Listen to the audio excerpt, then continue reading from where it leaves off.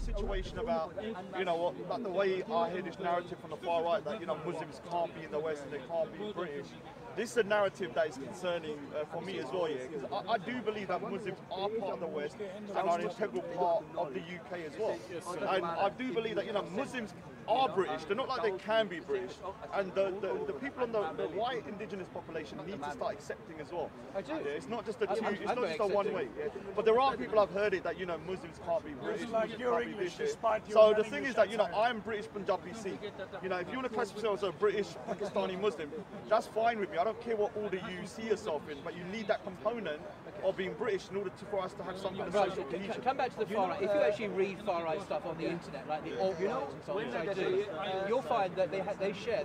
It's a very unpopular thing to say, but people go, oh, how could you say that? But many of their concerns are the same as our concerns. They also support traditional marriage. They also are against third-wave feminism. This idea that women are interchangeable with men and that gender is a social construct. That's one thing Islam's got right.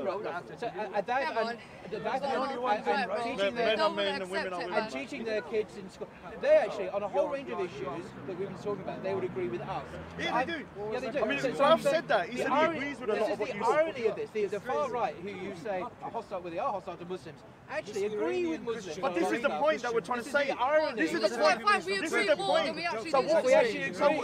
So what Ralph was saying on the live stream was that he sees Islam as a powerful force that he respects in a way in terms of his traditional structure. When I say respect, I don't mean it in the way you think, but as a force that's strong. So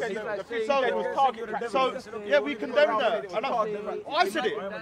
You mad? I said it. You crazy? Oh, Ralph. Sorry. I think it's Raj. So basically, when it and I totally condemn that. I'm not going to associate with it. But the thing is, it's not my bedroom. So basically, when it comes to this situation, yeah, about the whole kind of like with Ralph. He believes that. Are you going to join the conversation? Are you going to go left for Muslims? Are you going to join the conversation? I know someone said I condemn them. Are you going to lie? Does that make any sense, bro? Come on, are you going to join the conversation? We also talk about You're a homophobe. You're crazy. The amount of bullshit comes out your channel, anti-black, anti-white, all of this now. Let's not go into that. So basically, when it comes to this situation with Ralph, he believes that Islam is such a strong force that it cannot exist with Islam. Do you understand? It's like two strong civilizations that can't coexist. I believe they can, though. Okay, Raj, I'm an Englishman, born an Englishman, a true Englishman. I love my country. I'm a Muslim. I love Islam. I don't want to water it down, reform it, change it, liberalise it in any way whatsoever. I'm telling you, he's wrong. He's wrong. And if he'd like to come to me, I can explain to him why he's wrong. That my English heritage, my traditional values are very, very similar. They overlap a lot. In fact, it means a rediscovery of our English heritage. Our respect for our elders, our respect for our parents, our respect for men and women. Parents is and God. Let me give you an IQ because you don't have any headgear. His headgear is religious. There's a guy called Thomas More, who is Henry VIII's Chancellor. He was executed in Tower of London in the 16th century, and he said that he remained the king's good servant, but God's first. And this is very Islamic, that we can be loyalty to our country, but ultimately we are God comes first. And that's there in our English tradition. This is the ultimate martyr in our history. But it's a very Islamic sentiment as well. We can be loyal English people or British people, but God comes first. That's not just Islam, that's in England as well. So I say to him, these things are very compatible, and I can explain in more detail if you want to find it. Yeah, I mean, Can I say something? I think the majority of Muslims do not hate the West, do not want war, they just want peace. The majority of British people do not want war, just want peace. We have to, compare the statistics. The majority of people are fine living side by side. Unfortunately, we have these minorities, these groups, these extremists who get too much airtime.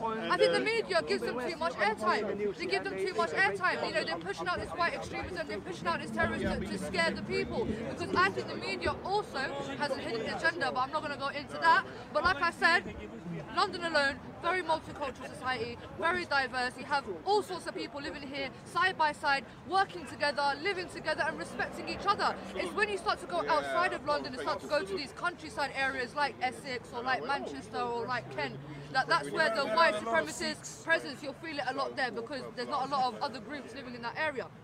So and that's simply because they haven't spoken to people. I meet a lot of these people that you probably think are Nazis and stuff like that, but they're genuinely just like people that haven't met people outside of their own kind of little echo chamber. And I guarantee you, if they started talking to people and started realising, all right, Muslims have the same concerns as us, the same problems, but we just have a slightly different way of life, you know, that's how you kind of alleviate the problem. You don't go around, you know, saying, all right, that person's a Nazi, if you start criticising you, or the other vice versa. When you say something like, oh, she's a jihadi or something like that. I do disagree with that newspaper saying, you know, that baby a jihadi baby and stuff like that, which I found very dehumanising and disrespectful. So there is this kind of like demonisation that I do see a double standard as well. So I'm not going to say what you lot are saying is, you know, you don't have any valid points. But all I'm saying is that in order for us to kind of move forward as a people, we have to start talking first, yeah. And even if it's quite, well, that's what I said. Even if it's quite, no, but what I'm saying, even if it's quite harsh, yeah, like in terms of what we're saying, you might hear stuff like, oh my God, that person's being so disrespectful, or they're being like when you heard that lady saying in the bus stop, and well done for not getting go crazy. No, I was calm, you know. So could you imagine if you? Because that's what Islam teaches us, stubborn. The Prophet, peace be upon him, was attacked so many times. He was called. Let's not do dawah. Oh no, it's not about dawah because I'm trying to show you how Muslims are supposed to react whilst they're being attacked. Allah says, "Do not be the aggressors." Allah does not like the aggressors. You understand what I'm saying to you? So when we are in a situation, to my dear Muslim brothers and sisters, where Islam is being attacked, where the Prophet is being attacked, we have to establish sabr, we have to establish patience, because these are the traits. This is the sunnah of the Prophet, peace be upon him. Do not be like them. Allah does not like the aggressors. Do not be the aggressor. Rather defend yourself. But even then, treat them with kindness and treat them with forgiveness. This is Islam. This is what I'm trying to promote here.